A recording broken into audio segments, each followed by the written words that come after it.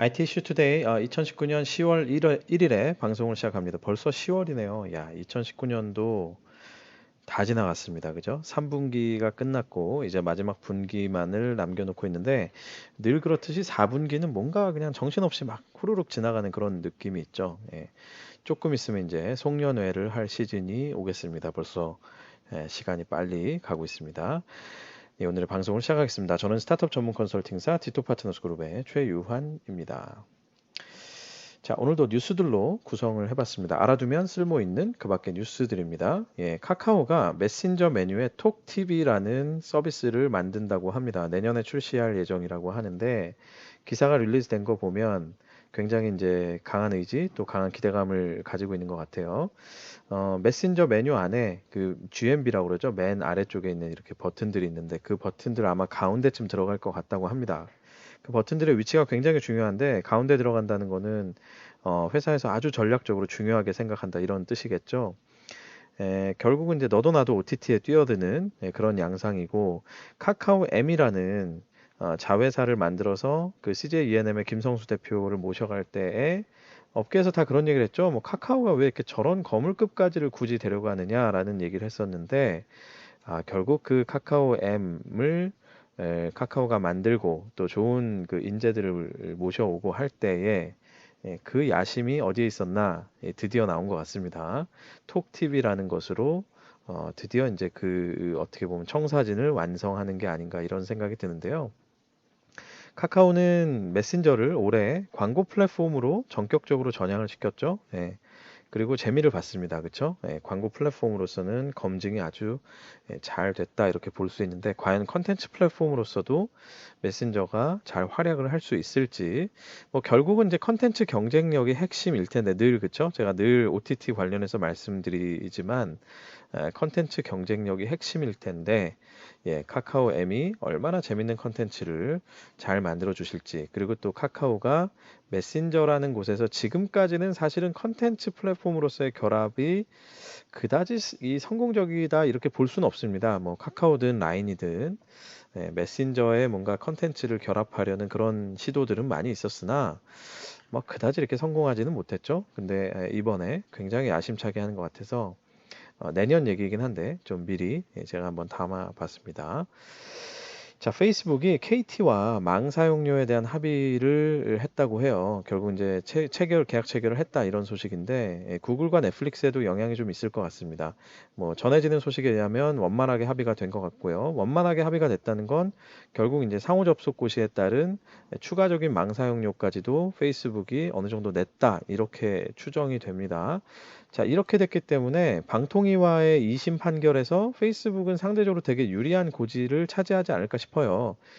왜냐하면은 페이스북의 주장은 늘 한결같았죠. 자기들은 망 사용료를 내려고 하고 있었고 이미 그 협상을 잘 진행하고 있었는데 왜 10이냐? 뭐 약간 이런 얘기였고 뭐 그거에 대해서 이제 이용자들을 압박해서 이용자들의 불편을 압박해서 일부러 망 사용료 협상을 유리하게 하려고 한 거 아니냐라고 반대 측에서는 방통위 측에서는 주장을 했는데 KT와 원만하게 이제 합의를 했다. 뭐 이런 소식이 전해지면 당연히 2심에서도 이제 페이스북의 입장이 좀 더 힘이 실리는 그런 상황이 되지 않을까 싶습니다.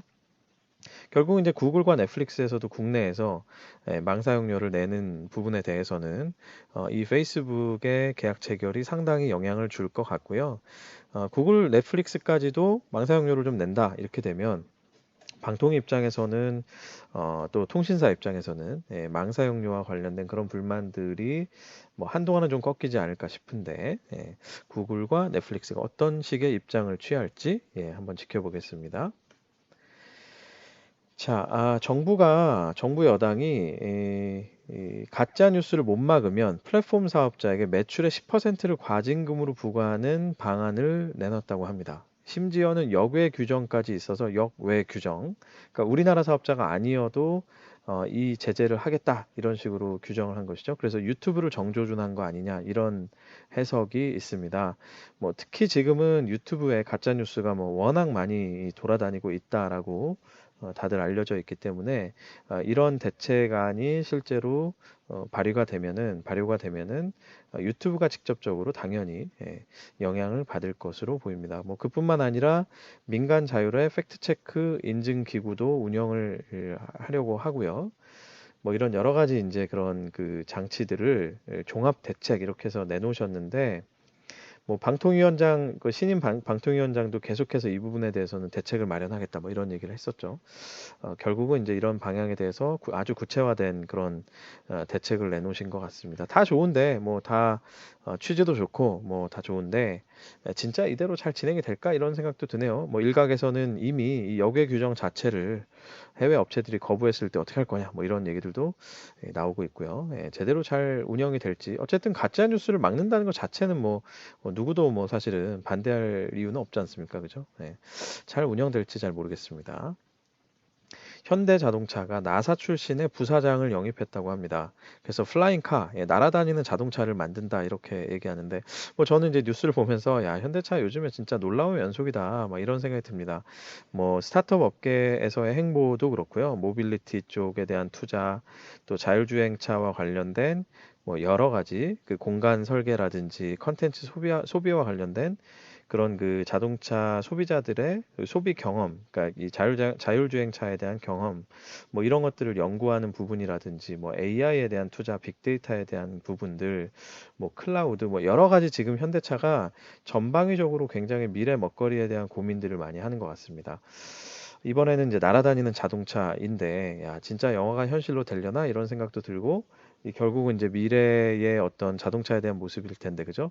정말 그 현대차의 미래가 어떻게 될지 아마 올해를 기점으로 나중에 현대차의 뭐 10년, 20년 뒤에 이렇게 뭐 역사를 되짚어 본다 그러면 아마 올해가 굉장히 중요한 한 해가 되지 않았을까 싶어요. 그만큼 아주 공격적인 행보를 보이고 있는데 전통 기업 임에도 불구하고 이런 여러 가지 시도들을 하는 것이 분명히 인상적입니다. 그러나 이제 늘 그렇듯이 전통 기업은 뭐 기업 차원에서 혹은 오너 차원에서는 이런 시도를 한다 하더라도 결국은 이제 조직원들이 또 그런 조직 문화, 조직원이라기보다는 조직 문화가 그죠? 못 받쳐주는 경우들이 많은데 그런 것들이 잘 같이 작용을 할지 굉장히 궁금해집니다. 언제 한번 제가 내부적인 얘기를 들을 기회가 있으면 한번 살짝 공유를 해드릴게요. 네, 오늘 소식 여기까지입니다. 유튜브 채널과 또 페이스북에서 디토 파트너스 그룹을 검색해 보십시오. 구독 또 좋아요, 댓글도 많이 부탁드립니다. 오늘도 대한민국 IT를 위해서 수고해 주시는 모든 여러분들 화이팅입니다. 저는 내일 다시 찾아뵙겠습니다. 여러분 감사합니다.